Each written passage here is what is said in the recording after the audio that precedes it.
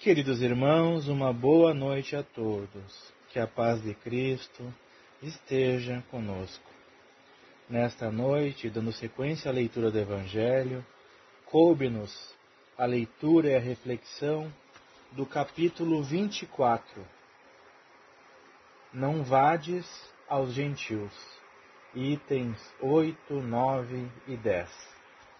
Que as palavras do codificador, guiadas por Jesus, possam iluminar e encher de ânimo, de esperança, as nossas mentes e os nossos corações. Que assim seja. Jesus enviou os seus 12, os apóstolos, depois de lhes ter dado as instruções seguintes: não vades aos gentios e não entreis nas cidades dos samaritanos, mas ide antes as ovelhas perdidas da casa de Israel. E nos lugares para onde fordes, pregai, dizendo que o reino dos céus está próximo. Isto está em São Mateus, capítulo 10, versículos 5, 6 e 7. Jesus prova em muitas circunstâncias que suas vistas não são circunscritas ao povo judeu, mas que abarcam toda a humanidade. Se, pois, disse aos seus apóstolos para não ir aos pagãos, não foi por desdenhar sua conversão, o que teria sido pouco caridoso, mas porque os judeus que criam na unidade de Deus e esperavam o Messias estavam preparados pela lei de Moisés e os profetas para receber a sua palavra. Entre os pagãos, a própria base faltando, tudo estava por fazer, e os apóstolos não estavam ainda bastante esclarecidos para uma tão pesada tarefa. Por isso, disse-lhes: ide as ovelhas desgarradas de Israel, quer dizer, ide semear num terreno já preparado, sabendo bem que a conversão dos gentios virá a seu tempo, mais tarde. Com efeito, no centro mesmo do paganismo, os apóstolos iriam plantar a cruz. Essas palavras podem se aplicar aos adeptos e aos pregadores do Espiritismo. Os incrédulos sistemáticos, os escarnecedores obstinados, os adversários interessados, são para eles o que eram os gentios para os apóstolos. A exemplo destes, procuram primeiro os prosélitos entre as pessoas de boa vontade, daqueles que desejam a luz, em quem se encontra um germe fecundo. E o número deles é grande, sem perder seu tempo com aqueles que se recusam ver e ouvir, e se obstinam tanto mais pelo orgulho, quanto se parece ligar mais a valor a sua conversão. Mais vale abrir os olhos a 100 cegos que desejam ver claramente, do que a um único que se compraz na obscuridade, porque é aumentar o número dos que sustentam a causa em maior proporção. Deixar os outros tranquilos não é indiferença, mas uma boa política. Sua vez virá, quando serão dominados pela opinião geral e ouvirão a mesma coisa repetida sem cessar ao seu redor. Então, quererão aceitar a ideia voluntariamente e por si mesmos, e não sob a pressão de um indivíduo. Depois, ocorre com as ideias o mesmo que com as sementes. Elas não podem germinar antes da época, e somente em terreno preparado.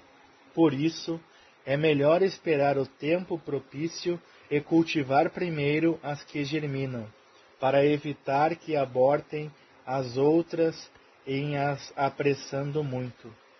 Ao tempo de Jesus, em consequência das ideias restritas e materiais da época, tudo estava circunscrito e localizado. A casa de Israel era um pequeno povo, os gentios eram pequenos povos circundantes. Hoje, as ideias se universalizam e se espiritualizam. A luz nova não é privilégio de nenhuma nação. Para ela, não existem mais barreiras. Tem seu foco por toda a parte e todos os homens são irmãos. Mas também os gentios não são mais um povo, porém uma opinião que se encontra por toda a parte e da qual a verdade triunfa pouco a pouco, como o cristianismo triunfou do paganismo. Não é mais com as armas de guerra que são combatidos, mas com o poder da ideia. Bem, meus irmãos, creio que o esclarecimento constante nessa sublime mensagem do Consolador nos permite uma compreensão satisfatória acerca de algo que é muito providencial, sobretudo nesses tempos que vivemos, sobretudo numa época de polarização. Embora clara a compreensão, acredito que a sua aplicação ainda é difícil em virtude da complexidade do tema.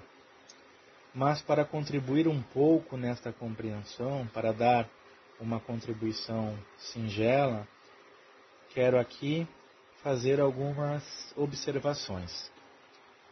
Jesus, fica claro nessa mensagem que Deus, nosso Pai maior, e Jesus, nosso irmão, nosso mestre, nosso modelo, nosso guia, não tinham pressa na conversão, na nossa conversão. Fica claro essa expressão, essa manifestação nesta mensagem também, que a pressa por parte de Deus e por parte de Jesus não existem.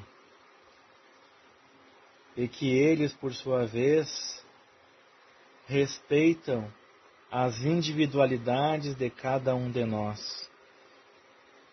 Fica claro, então, que Deus não violenta um filho sequer.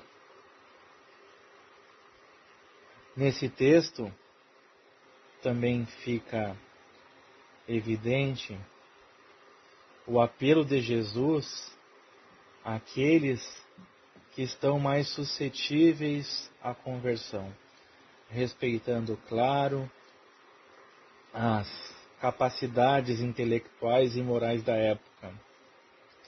Vale destacar ainda que Moisés, na condição de precursor do cristianismo, junto com vários profetas e demais espíritos ilustres que tiveram sua passagem enquanto encarnados antes da vinda de Jesus, preparando o terreno para a vinda do Mestre.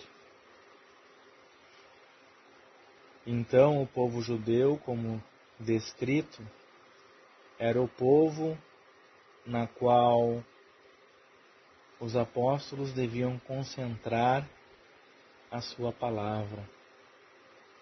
E para facilitar um pouco mais a compreensão dessa sublime mensagem, quero trazer aqui, meus irmãos, um comentário do nosso codificador Allan Kardec, lá na questão 917 do Livro dos Espíritos, onde o codificador inquiriu aos benfeitores a seguinte pergunta: qual é o meio de se destruir o egoísmo? E, abaixo da resposta dos benfeitores, no rodapé, o codificador escreveu a seguinte mensagem: louváveis esforços indubitavelmente se empregam para fazer que a humanidade progrida.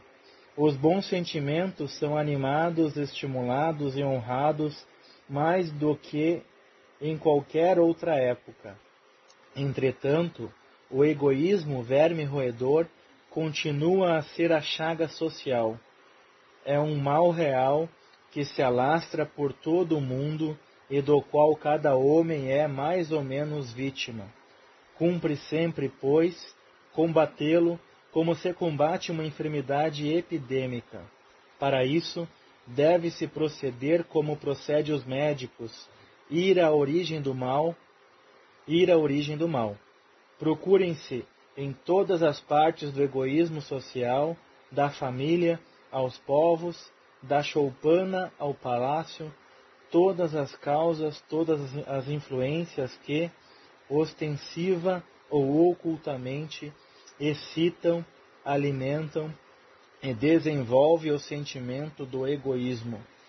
Conhecidas as causas, o remédio se apresentará por si mesmo. Só restará então destruí-las, se não totalmente de uma só vez, ao menos parcialmente, e ao veneno pouco a pouco será eliminado. Poderá ser longa a cura, porque numerosas são as causas, mas não é impossível. Contudo, ela só se obterá se o mal for atacado em sua raiz, isto é, pela educação, não por essa educação que tende a fazer homens instruídos, mas pela que tende a fazer homens de bem. A educação, convenientemente entendida, constitui a chave do progresso moral.